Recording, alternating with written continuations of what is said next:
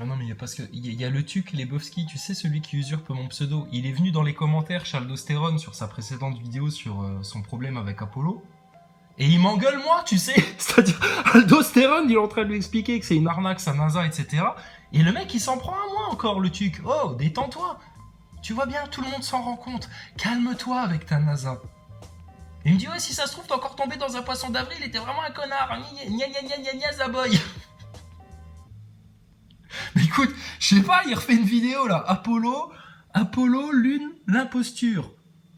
Peut-être il va s'excuser, mais je découvre avec toi, d'accord? Calme-toi, Nazaboy, calme-toi. Ils t'ont menti sur la picouse, ils t'ont menti sur les élections, ils t'ont menti sur les francs-maçons, ils t'ont menti peut-être sur la Lune et puis le spatial aussi, peut-être, on sait pas pour l'instant. On cherche, d'accord? Pour l'instant, on découvre, on tire les ficelles une par une pour voir ce qui se découle. Et puis il s'avère qu'il y a quand même des faisceaux d'indices là. Alors qu'est-ce qu'il en pense, Aldostérone? Parce que il a quand même été nommé par le roi de France, je le rappelle, chevalier de la vérité. C'est pas rien comme titre ça, donc faut l'écouter le mec là. Moi, dans la dernière vidéo, blasphémé en quelque sorte. J'ai dit des choses. Enfin, moi j'ai rien dit. Non mais c'est un blasphème. C'est la religion laïque du spatial, de la fausse science, de la picouse. Si tu blasphèmes contre ça, t'es un complotiste, un raciste, un extrémiste, un antisémite. Qu'est-ce qu'on peut trouver d'autre encore? tous les subterfuges adéquats. Je suis quelqu'un comme un autre. Je suis un père de famille, je conduis une bagnole. C'est tout, moi. Je suis rien. Et puis, à un moment donné, voilà, il y a des gens chevalier de la qui ont vérité, affirmé alors. que la NASA a envoyé des mecs sur la Lune dans les années 60 et 70. Moi, j'ai fait une vidéo et... Oui, mais là, t'es allé trop loin. T'es allé trop loin. Franchement, t'aurais pu te contenter de faire un truc sur les fours et les chambres et le gaz, tu vois, ou, enfin, tu vois le genre, mais là, tu vas trop loin sur le spatial. Attends. Il y a même des complotistes qui sont encore accrochés à ce doudou-là. T'imagines pas ce que tu fais, toi. J'ai dit, il faut voir. Voilà. Mais j'ai rien dit d'autre. Je veux dire, au-delà de ça, j'ai rien dit. Donc je comprends pas pourquoi cette polémique qui enfle, on est au-delà des... T'y es pour rien, Aldo. C'est qu'ils sont tellement fanatiques dans leur religion du spatial, tu peux même pas les chatouiller un petit peu. Nous, ça fait des années qu'on les expérimente, les mecs là. Tu peux même pas leur poser une question pour dire ah, il y aurait un blindage autour de la station spatiale. Comment vous expliquez qu'en 69 il communiquait avec un téléphone depuis la Lune et puis que là Thomas Pesquet il a tellement des difficultés à aller sur Internet soi-disant. On posait juste des questions. Les mecs tout de suite ils râlent. Il faut rien leur pas touche. Tu peux dégueuler sur la religion, sur l'islam, sur le Coran, sur le prophète, sur Jésus, faire des couvertures de Charlie Hebdo, tu te fous de la gueule de tout le monde, etc. Mais le spatial, tu n'y touches pas, Aldo. Ils sont sensibles avec leur doudou. Essaye d'enlever son doudou à un enfant, il va hurler. C'est la même. Ils ont une emprise émotionnelle, une attache émotionnelle avec le spatial qui leur vient des dessins animés, les jeux vidéo, Hollywood, depuis qu'ils sont gosses. Et regarde-les, ce qu'on appelle les NASA Boys, c'est la passion de leur vie, les fusées, l'espace, etc. D'accord? Alors, ceux qui regardent dans un télescope et qui admirent le firmament et tout ça, il n'y a pas de problème avec ça. On te parle de l'industrie du spatial. Te faire croire qu'ils sont allés sur la Lune, te faire croire qu'ils prennent des photos du globe depuis la station ISS, te faire croire tout ça. C'est de l'arnaque totale, ça. T'es un blasphémateur, Aldostérone. Tu te rends pas compte du sujet sur lequel t'es allé, toi. Et parle de pédophilie, détends-toi. Parle de rituels satanistes chez Balenciaga, et puis Podesta, et puis les Macron, et puis Joe Robinet te bidonne. Mais viens pas parler du spatial, c'est le pyramidien, alors. Wow, tu es fou, quoi, toi. Tu es fada, Aldo. 2000 commentaires à ce stade. Je suis venu m'expliquer. Voilà, je pense que ce qui s'est passé... Toi, tu voulais pas que les gens ils s'engueulent. Bah oui, on a bien compris. Mais il va falloir à un moment donné qu'ils démêlent le vrai du faux une bonne fois pour toutes. Parce qu'effectivement, comme tu l'as dit, s'ils ont menti sur ça, imagine. C'est dans la dernière vidéo, mérite l'explication. Alors, Il est content. premièrement, je vais vous dire un truc. Il y a des gens qui me disent, tu sais, tu n'es pas un scientifique de l'espace. Tu connais rien en espace. Pardon, je te coupe. Mais eux non plus, ils y connaissent rien. On leur pose des questions sur la station spatiale, des trucs évidents. Est-ce qu'ils changent les joints sur les parties vitrées de la cupola? Ils se sont même jamais posé la question. Ils y connaissent rien. Il n'y a pas plus burne dans le spatial qu'un Nazaboy. Ils connaissent rien. Ils ont gobé sans mâcher, sans se poser de questions. Ils ont regardé un spectacle pour enfants, un truc Walt Disney sur fond vert, attaché à des câbles, etc. Tiens, d'ailleurs, il y a quelqu'un qui m'a mis dans les commentaires, Thomas Pesquet, il a fait une déclaration comme quoi sa couleur préférée, c'était le vert. Ils se foutent de votre gueule. Alors, les Nazaboy, on va lancer une marque de t-shirt. On va, je sais pas, un truc Nazaboy. On va faire des t-shirts Nazaboy et on va prendre le même vert que sur les fonds verts. Hein, comme ça, vous pourrez jouer à vous faire disparaître avec vos Photoshop et vos conneries. Puis on verra plus que la tête et les bras. Putain, vous êtes des clowns, les Nazaboy. On se fout de votre gueule. Hein, de Paris jusqu'à Kuala Lumpur. Hein, y a pas de problème. Conquête spatiale. Donc tu devrais quand même... Et alors, je me permets de couper quand même encore un petit coup. Tu vas voir INA 1979, interview Neil Armstrong. Va voir ça, Aldo, c'est savoureux, tu vas rigoler. Ça dure 2 heures, faut être un peu patient, mais sois attentif. Putain, Neil Armstrong, il se ramasse la gueule.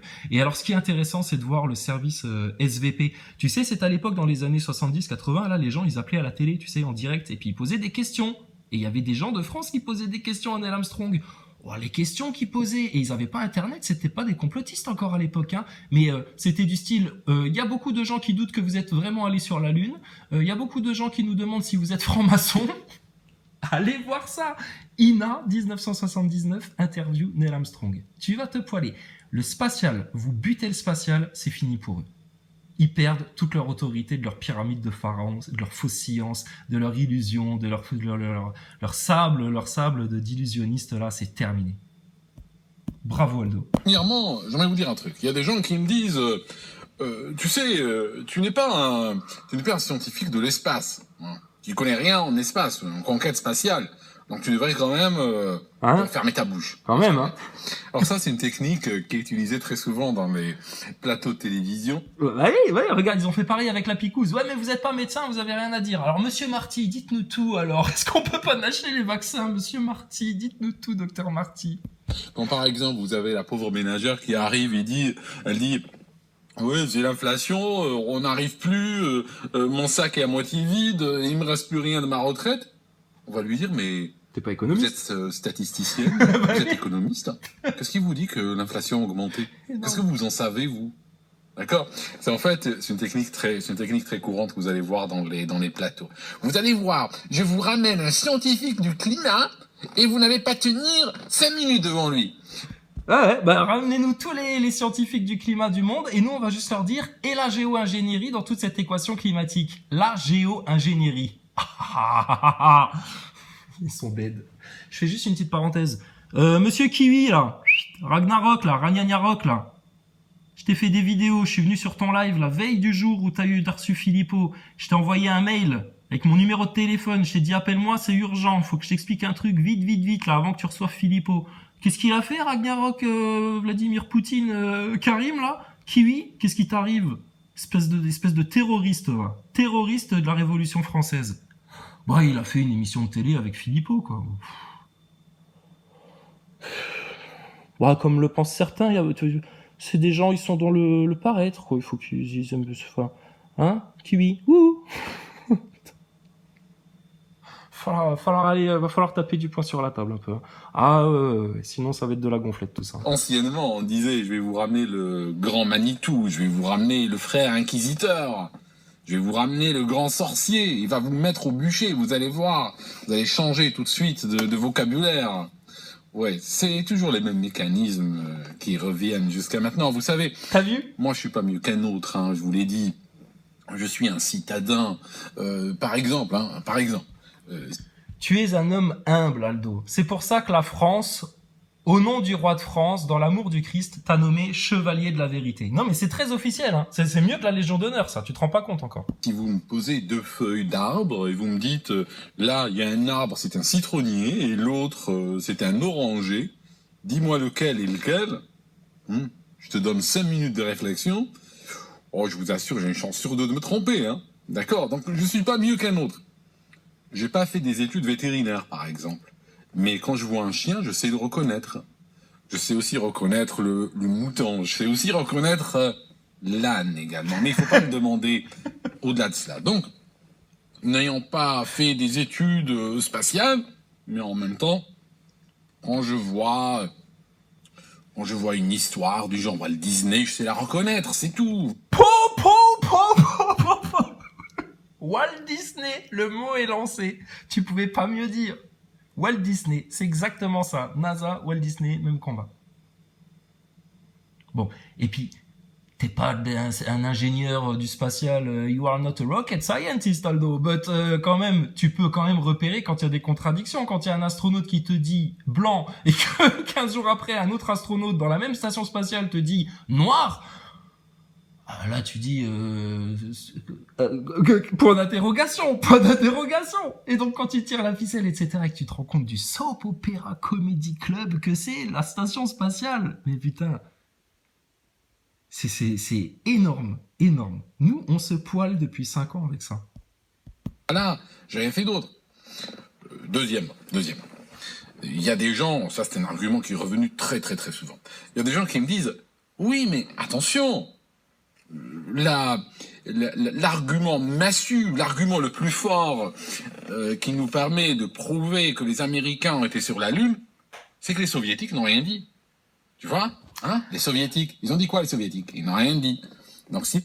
Ouais. Bah oui, donc c'est bien la preuve que c'est au niveau international qu'ils se sont arrangés avec ce bluff-là. Ils se tiennent plus ou moins les uns par les couilles, les autres par les couilles, là, comme on dit chez les jeunes. Et puis voilà, et ils se tiennent comme ça. Et ne t'attends pas à ce que quelqu'un de l'élite vienne te dire la vérité sur tout ça. Ils en ont besoin pour le projet Bluebeam. Donc personne ne te le dira. C'est à toi de le découvrir tout seul. Les Soviétiques n'ont rien dit, c'est que les Américains ont été sur la Lune. Alors bon, vous savez, moi je suis un petit peu limité, voilà, je vous l'ai dit.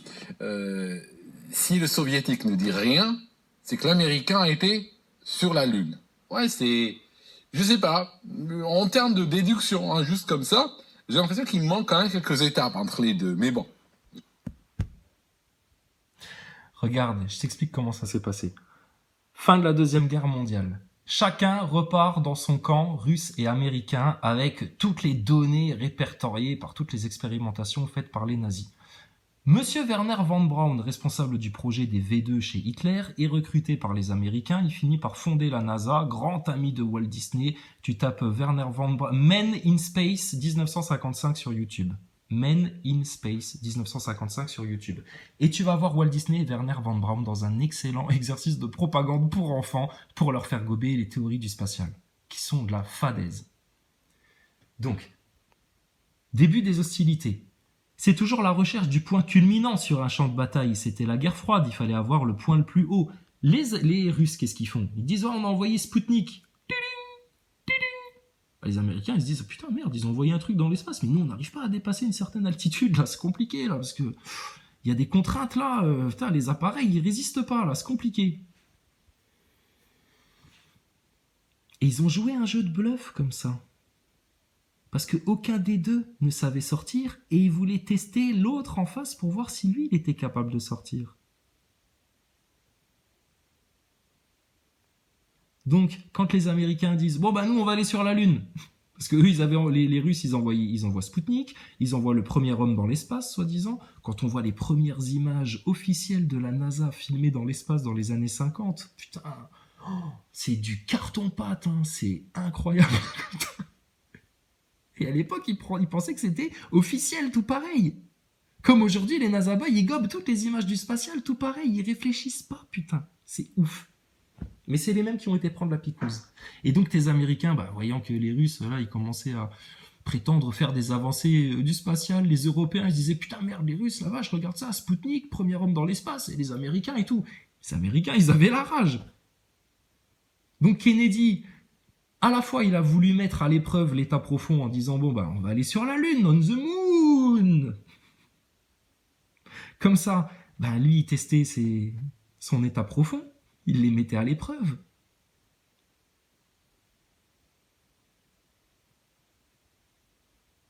Et puis, de l'autre côté, c'était de reprendre la suprématie sur les Russes. La NASA savait très bien qu'ils y arriveraient jamais. Donc, ils ont préféré mettre tous leurs efforts sur comment faire avaler un subterfuge, un canular à toute la planète. Et puis, bah voilà à quoi ils ont été occupés. Ils ont vu que ça a tenu. Ça leur a permis d'avoir une suprématie culturelle hollywoodienne. Voilà, ils avaient gagné. Et tu penses bien qu'ils n'allaient pas dire à tout le monde bon ben voilà, on vous a menti. Et il y a des accords avec les Russes, t'inquiète pas. Poutine, il a le même projet au final que tous les grands présidents chinois, mondialistes, etc. C'est juste à qui va récupérer la plus grosse part du gâteau dans tout ça. Jusque maintenant, c'était les Américains. Et là, t'as vu la poignée de main entre le président chinois et Poutine quand ils se sont quittés? Nous sommes au seuil d'un changement qui attend depuis plus d'un siècle. Oui, oui, je sais, lui a répondu Poutine. On y travaille. Rentrez bien, à bientôt. Les Américains vont se faire botter le cul.